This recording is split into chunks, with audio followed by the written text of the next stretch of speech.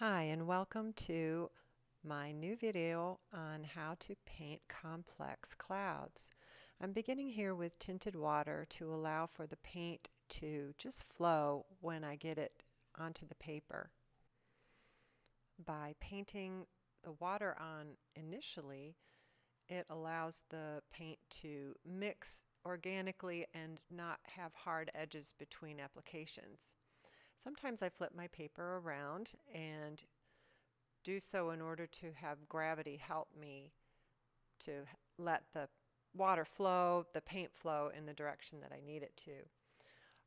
Adding a little bit more water even because the top has dried out in the time that it's taken me to apply all this extra water. So I'm going to mix a large puddle of blue, and then I will bring that in a very strong fashion to the top of the sky because skies are generally darkest at the top. And you'll see that because I'm working on a slant, the paint tends to flow in the direction that gravity is pulling it. So you can take advantage of that by working on an incline, and it will help to drag that paint down toward the base of your incline.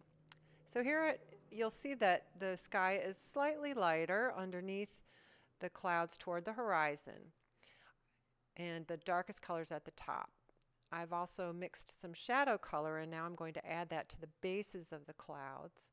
I like to mix my grays and have a somewhat violet gray in my skies. I just find that to be a very pleasant way to convey a shadow. And here I'm also just adding contours to the clouds. White clouds are rarely all white, and they're very soft. So I'm adding sky colors and softening edges to try to convey that sort of softness in the clouds and not have them look like little cutouts. White often reflects what's around it, and so I'm adding blues and blue violets and deepening those shadows at the bases to convey the strong light. As clouds recede into the distance, they tend to get closer together. The spaces between them get smaller. Their shapes get smaller. Their values get closer. And their edges get softer. So lots of ways to convey that change in perspective. Landscape perspective or aerial perspective definitely influences the way that we perceive objects in the distance.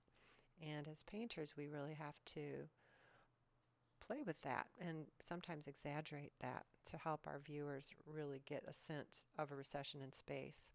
I'm going in with a little bit of water here, reflecting the sky colors, and then some strong color to convey the landmass that is on the other side of this marshy inlet.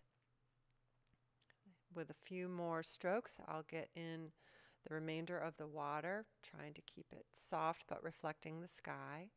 And then I'll have a little bit of foreground grass, putting that in again with some stronger colors. Darker values tend to come forward, and so warmer colors also tend to come forward, and so all of that is kind of helping this foreground. I could have stopped here, but I decided I wanted to exaggerate that sky. And so with some strong phthalo blue, I'm going in and just exaggerating that depth of color at the top of the sky, softening again so that it doesn't look too cut and pasted. And we end up with a pretty dramatic sky. Contrast is the foundation of all drama.